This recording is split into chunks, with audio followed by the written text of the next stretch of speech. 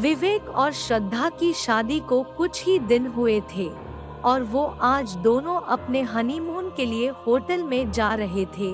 श्रद्धा कहती है, विवेक अभी होटल कितनी दूर है? विवेक ने कहा, ज्यादा नहीं, बस यहाँ से 56 किलोमीटर दूर है। श्रद्धा ने कहा, इतनी दूर? बस हम दोनों सही टाइम पर पहुँच जाए, मौसम बहुत ही खराब है, कहीं बारिश शुरू ना हो जाए। श्रद्धा के कहते ही जोर की बिजली कड़की और बारिश शुरू हो गई। विवेक कहता है, कुछ और ही बोल देती वो भी सच हो जाता।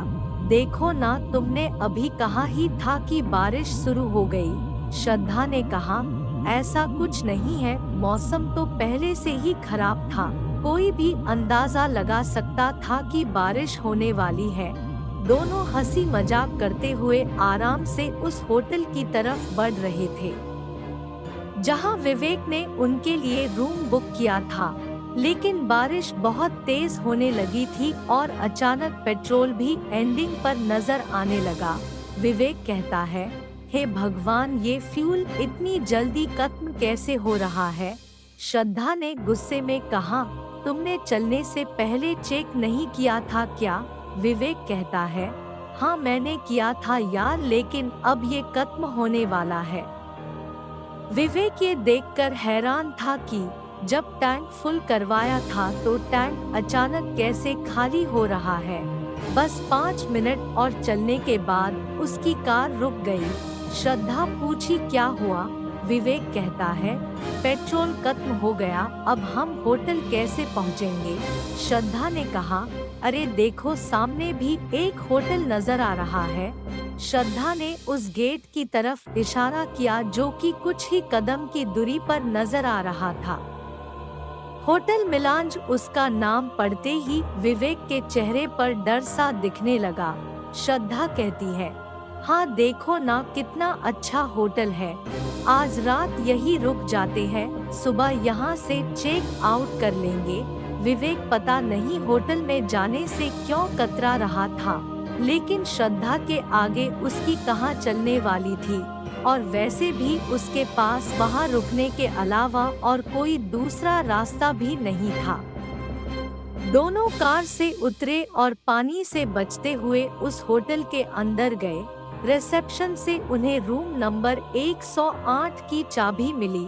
विवेक ने होटल मैनेजर से कहा, कोई और रूम नहीं है, ये 108 ही क्यों दे रहे हैं? श्रद्धा कहती है, अरे क्या हो गया तुमको, रूम नंबर 108 है तो इसमें इतनी घबराने वाली क्या बात है? विवेक डर रहा था। तभी श्रद्धा रिसेप्शन से चाबी ले ली और वे दोनों रूम नंबर 108 में पहुँचे। श्रद्धा ने कहा, वाओ, रूम तो काफी अच्छा है, बस अब कुछ खाने को ऑर्डर कर देती हूँ, बहुत जोरों की भूख लगी है। ये कहते हुए श्रद्धा ने रिसीवर उठाया और रूम सर्विस को ऑर्डर दिया। उन्होंने श्रद्धा को मेनू बताया और श्रद्धा ने ऑर्डर दे दिया। फिर दोनों बैठकर बातें करने लगे। कुछ देर बाद डोर बेल बजी और श्रद्धा ने उठकर दरवाजा खोला। रूम सर्विस बॉय ने जैसे ही विवेक को देखा उसके चेहरे का रंग उड़ गया। सर्विस बॉय ने कहा, सर आप, अच्छा हुआ आप यहाँ आ गए, आपको पता भी नहीं है कि उस रात के बाद से मेरे साथ क्या क्या हो रहा है।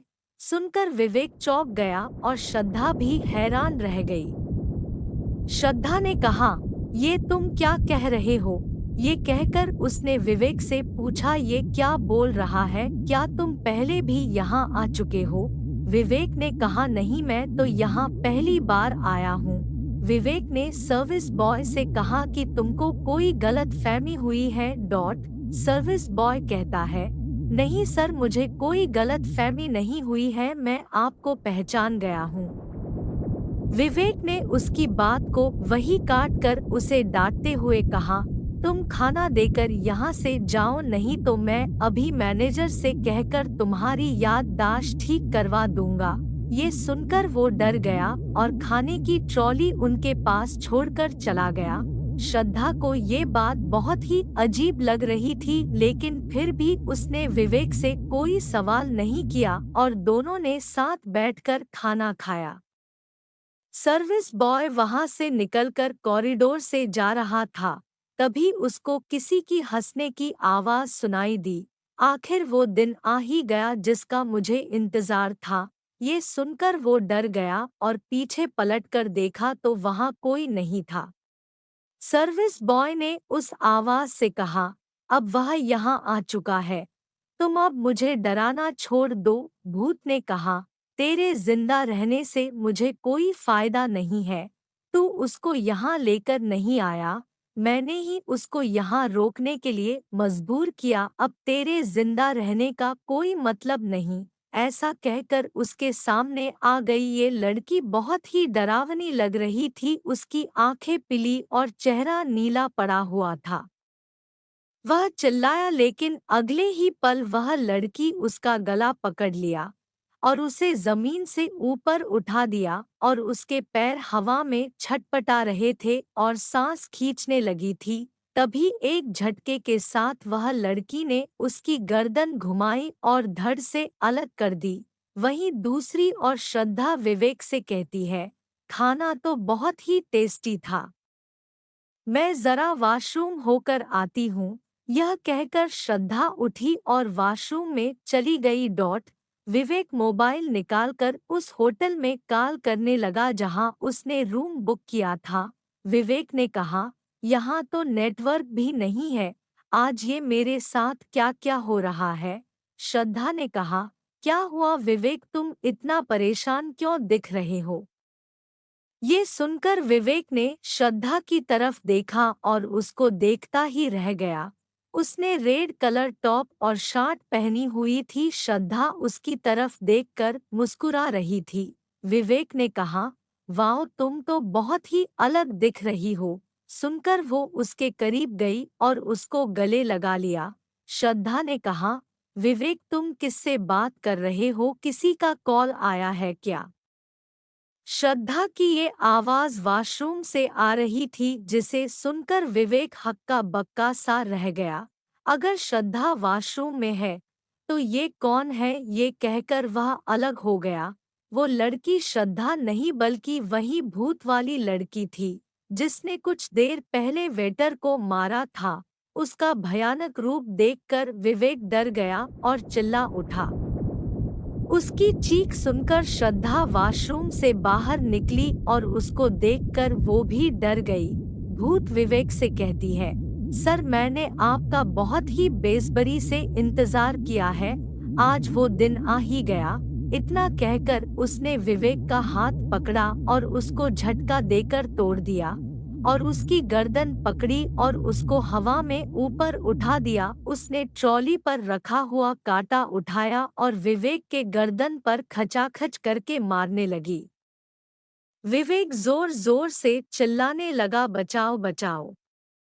उसके गले से खून निकलने लगा।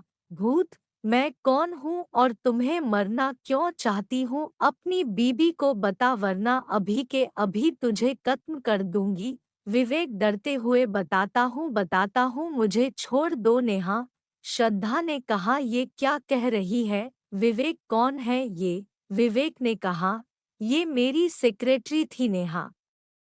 पिछले साल मैं इसके साथ बिजनेस मीटिंग के लिए दिल्ली जा रहा था। हम एक रात यहाँ रुके थे, लेकिन मुझसे एक गलती हो गई। श्रद्धा ने पूछा, कैसी गलती। विवेक ने कहा, मैं अपने रूम सर्विस बॉय को पैसे देकर उसे शराब मंगवाई और फिर रात के टाइम नशे के हालत में मैंने। श्रद्धा ने कहा, तुम कितने घटिया इंसान हो विवेक, आज पता चल रहा है। विवेक ने कहा, सुबह जब मेरी आंख खुली तो ये मेरे बेड पर बैठी रो रही थी। इसने मुझे बताया रात क्या हुआ था। मैंने इसको चुप करने की कोशिश की और ये भी कहा जितना चाहे पैसा ले लो, लेकिन इस बात को यही दबा दो। लेकिन इसने एक बात नहीं मानी, बल्कि ये कही मुझको इससे शादी करनी पड़ेगी। ये मेरे ही सामने पुलिस को कॉल कर रही थी। तभी नेहा की आत्मा ने ट्राली पर से चाकू उठाया और फिर उसके गर्दन पर रखकर बोली, आगे बता। विवेक ने आगे कहा, यह मेरे ही सामने पुलिस को कॉल कर रही थी। इससे मोबाइल छीनने के चक्कर में इसका सर टेबल से टकराया और इसके सर पर बहुत चोट आई और यह बेहोश हो गई थी। खून तब भी बहुत तेजी से बह रहा था।